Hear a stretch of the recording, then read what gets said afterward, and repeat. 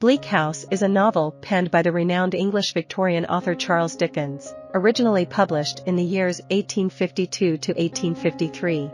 This sprawling narrative encompasses a multitude of storylines, including the first-hand chronicle of Esther Summerson's life and an ongoing court case marked by a sizable inheritance thrown into disarray by the existence of conflicting wills.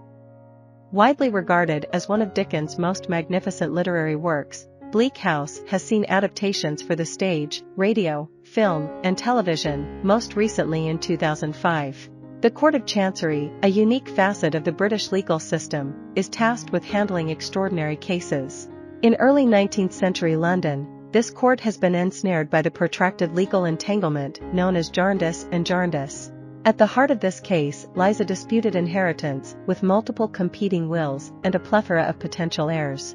Jarndyce and Jarndyce has dragged on for so long that the precise cause and particulars of the case have faded into obscurity, yet a substantial fortune hangs in the balance.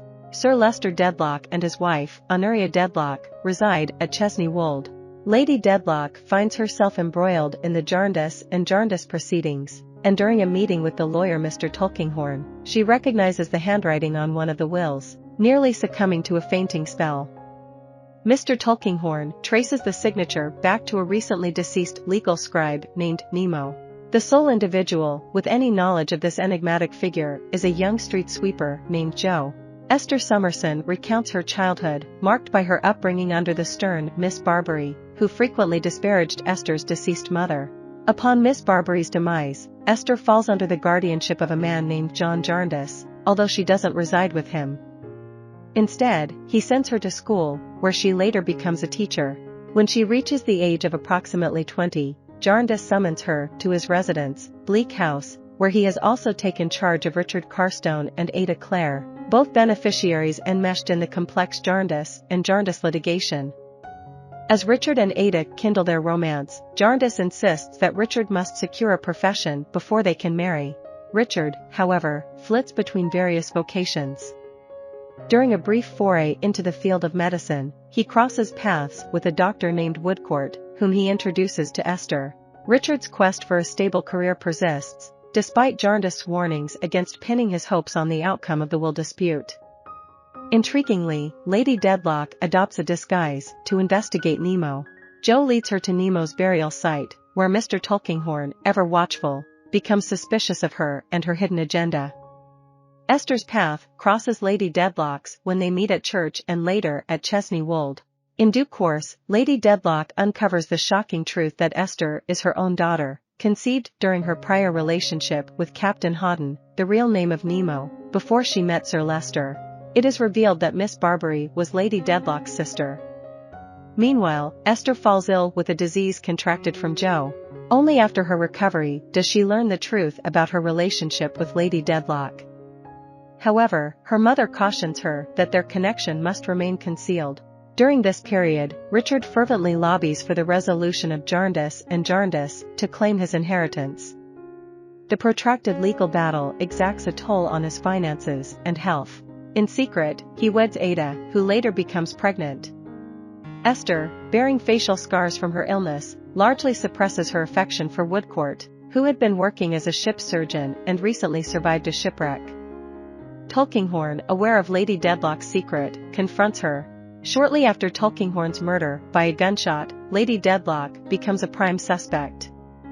However, the actual murderer is her former maid, Hortense. Fearing potential murder charges and the impending exposure of her shameful secret, Lady Dedlock flees Chesney Wold. Sir Leicester, overwhelmed by the cascade of events, suffers a debilitating stroke. Struggling to communicate, he forgives his wife and engages the services of Inspector Bucket, a police officer, to track down Lady Dedlock. Unaware of the forgiveness bestowed upon her, Lady Dedlock roams the countryside in solitude. Inspector Bucket enlists Esther's assistance in the search, ultimately leading them to discover Lady Dedlock's lifeless body at Nemo's gravesite. Meanwhile, the intricate legal proceedings of Jarndyce and Jarndyce advance due to the revelation of a subsequent will, rendering all prior wills obsolete. This new will designates the majority of the fortune to Ada and Richard.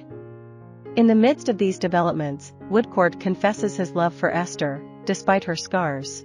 However, Esther finds herself bound to marry Jarndyce, leaving her in a complicated situation. Sensing Esther's affection for Woodcourt, Jarndyce decides to annul their engagement, freeing her to accept Woodcourt's proposal.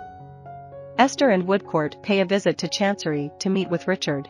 Upon their arrival, they are met with a shocking twist. Jarndyce and Jarndyce has concluded in a most unexpected manner. The extensive legal costs have entirely depleted the estate, leaving virtually nothing for the intended beneficiaries. Overwhelmed by this revelation, Richard's health deteriorates rapidly, and Woodcourt diagnoses him with advanced tuberculosis. In his final moments, Richard extends an apology to Jarndyce, who graciously accepts it and takes Ada and her child under his care. Ada names her baby boy Richard, in honor of his father. Esther and Woodcourt eventually wed and settle into a home, a gift from Jarndyce, aptly named Bleak House. There, they raise 2 daughters, building a life together filled with love and happiness. I hope you enjoyed this video. Leave a like if you did and be sure to subscribe. Thank you.